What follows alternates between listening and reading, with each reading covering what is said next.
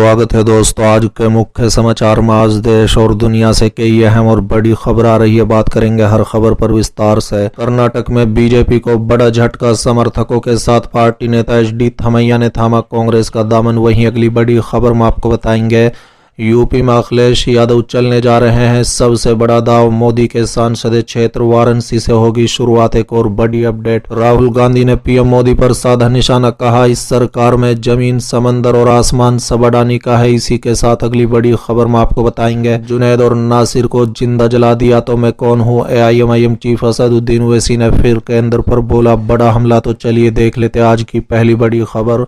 कर्नाटक में बीजेपी को बड़ा झटका, समर्थकों के साथ पार्टी नेता एच.डी. थमैया ने थामा कांग्रेस का दामन। दरअसल दोस्तों, कर्नाटक में बीजेपी को बड़ा झटका लगा है। बीजेपी नेता एच.डी. थमैया ने समर्थकों के साथ कांग्रेस का दामन थाम लिया है। बता दें कि उन्होंने बेंगलुरु स्थित कांग्रेस कार्यालय में पार्टी में शामिल होने का निर्णय लिया।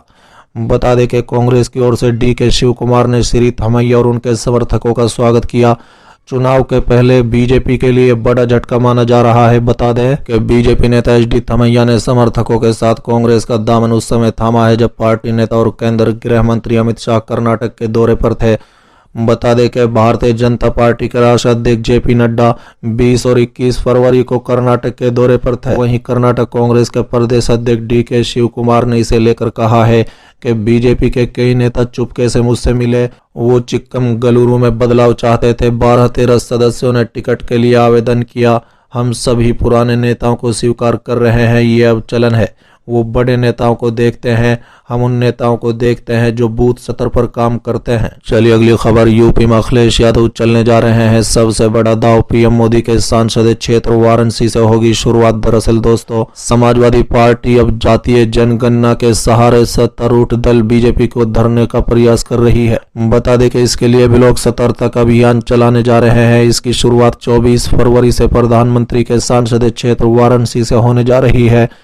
समाजवादी पिछड़ा वर्ग प्रकोष्ठ के प्रदेश अध्यक्ष राजपाल कश्यप ने बताया कि प्रत्येक जिलों में विधानसभा के ब्लॉक स्तर पर संगोष्ठी का प्रथम चरण 24 फरवरी से प्रथम होकर 5 मार्च तक चलेगा। इसमें 24 और 25 फरवरी को वाराणसी, 26-27 फरवरी को सोनभद्र, 28 फरवरी और 1 मार्च को मिर्जापुर, 2 और 3 मार्च को भदोही में संगोष्ठियां होंगी। 4-5 मार्च को प्रयागराज में इस कार्यक्रम का समापन होगा। बता दें, राज्यपाल कश्यप ने कहा है कि समाजवादी पार्टी जातीय जनगणना कराने जाने की मांग पुरजोर ढंग से उठाती रहेगी। समाजवादी पार्टी का मानना है कि जातिवार गणना कराए जाने से विभिन्न जातियों के संवैधानिक अधिकार सुरक्षित हो सकेंगे और सभी को उनकी संख्या के अनुसार हक और सम्मान मिल सकेगा। बता दें कि जातिवार जनगणना के आंकड़ों से सरकार विकास कार्यों के अलावा अन्य नीति निर्धारण का कार्य कर सकेगी। बता दें कि राजनीतिक जानकारों की माने तो सपा ने जातीय जनगणना को मुद्दे के साथ लोकसभा चुनाव की लड़ाई को 80 बनाम 20 का बना दिया है, जिसमें 80% दलित और ओबीसी वर्ग है जबकि 20% सवर्ण है। बता दें कि सपा भी इस मुद्दे पर खुलकर खेल रही है ताकि पार्टी के साथ ओबीसी और दलित वोटर जुड़ सके। वहीं पार्टी ने गाँव-गाँव जाकर आंदोलन छेड़ने की रणनीति तैयार की है, जिससे बीजेपी के मिशन 80 को झटका लगता दिख रहा है। दिलचस्प बात यह है कि अखिलेश यादव के इस मुद्दे पर यूपी के डिप्टी सीएम केशव प्रसाद मौर्य भी अपनी सहमति जता चुके हैं। चलिए अगली खबर, राहुल गांधी ने पीएम मोदी पर साधा निशाना, कहा इस सरकार में जमीन समंदर और आसमान सब अडानी का है। दरअसल दोस्तों, राहुल गांधी ने प्रधानमंत्री नरेंद्र मोदी सरकार पर निशाना साधा है। राहुल गांधी ने कहा है कि किसी को मुकम्मल जहां नहीं मिलता वाली कहावत प्रधानमंत्री के सांसद मित्र गौतम अडानी पर लागू नहीं होती, क्योंकि आज जमीन समंदर और आसमान सब अडानी का है। बता दें कि राहुल गांधी ने मित्र काल अडानी की उड़ान श्रृंखला के तहत एक वीडियो ट्विटर पर पोस्ट करते हुए कहा है कि फकीर का जादू झोले से एयरपोर्ट निकला, अडानी के कब्जे में डाला। कांग्रेस ने आरोप लगाया कि मुंबई समेत देश के 6 प्रमुख हवाई अड्डे नियमों के ताक पर रखकर और जांच एजेंसियों का दुरुपयोग करके अडानी समूह को दिए गए। उन्होंने वीडियो में कहा है कि संसद में मैंने सच्चाई बोली, नरेंद्र मोदी जी और अडानी जी के रिश्ते के बारे में सच्चाई बोली। हिंदुस्तान के धन को किस तरह लूटा जा रहा है उस बारे में सबूत देकर सच्चाई बोली। मेरी टिप्पणियों को संसद की कार्रवाई से हटा दिया गया। राहुल गांधी ने संसद में प्रधानमंत्री द्वारा उन पर निशाना साधने के लिए दुष्यंत कुमार की रचना के 2 पंक्तियों का उल्लेख किए जाने को लेकर भी जवाब प्रहार किया। प्रधानमंत्री ने कटाक्ष करते हुए कहा था, तुम्हारे पांव के नीचे कोई जमीन नहीं, कमाल ये है कि फिर भी तुम्हें यकीन नहीं। बता दें कि कांग्रेस नेता ने कहा है कि मैं व्यवसाय के खिलाफ नहीं हूं, मैं व्यवसाय के पक्ष में हूं, लेकिन एक अधिकार और जादू के खिलाफ हूं। कौन सा जादू? 609वें सबसे अमीर से दूसरे सबसे अमीर बनने का जादू, 4 क्षेत्रों से 14 क्षेत्रों में व्यवसाय बढ़ाने का जादू और 6 हवाई अड्डे हासिल करने का जादू। उन्होंने प्रधानमंत्री पर तंज कसते हुए कहा, कहते हैं कि हर किसी को मुकम्मल जहां नहीं मिलता, लेकिन ये बात प्रधानमंत्री के पसंदीदा मित्र पर लागू नहीं होती। यहाँ जमीन, समंदर और आसमान सब उनका यानी अडानी का है। उन्होंने दावा किया है कि मित्र काल में हवाई अड्डे, बंदरगाह, सड़क, रक्षा बलों, मीडिया, कोयला, बिजली और पूरी सरकार पर उनका कब्जा है। बता दें कि राहुल गांधी ने कहा है कि एक व्यक्ति जिसके पास हवाई अड्डे संचालित करने का कोई अनुभव नहीं था, उसे 6 सबसे प्रमुख हवाई अड्डे सौंप दिए गए।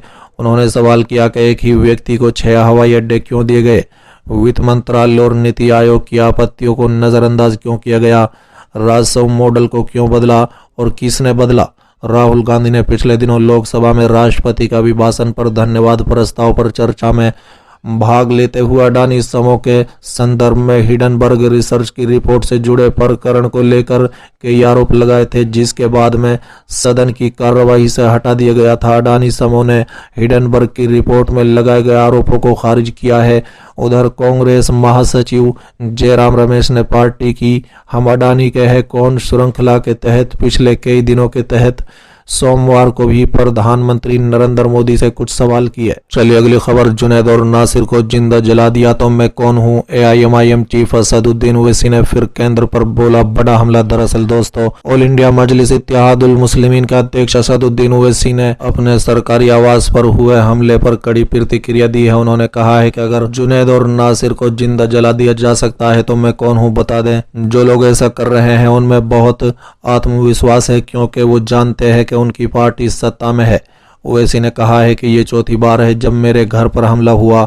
उन्होंने कहा है कि वो नाथूराम गोडसे की विचारधारा में विश्वास करने वाले लोग हो सकते हैं। गौरतलब है कि हरियाणा के भिवानी में एक जली हुई वाहन में 2 कंकाल मिले थे। इस मामले में ओवैसी ने हरियाणा और राजस्थान सरकार पर हमला बोला। गौरतलब है कि AIMIM प्रमुख असदुद्दीन ओवैसी ने सरकारी आवास पर रविवार देर रात अगाध हमले होने का आरोप लगाया। दिल्ली के अशोक रोड स्थित सरकारी आवास कुछ लोगों ने पत्थर फेंके थे। हमले में उनके घर की खिड़कियां टूट गई थी। वहीं घटना को लेकर सांसद असदुद्दीन ओवैसी ने पुलिस में एक मामला भी दर्ज किया है। फिलहाल दिल्ली पुलिस इस मामले की जांच कर रही है। हालांकि अभी तक किसी की गिरफ्तारी नहीं हुई है।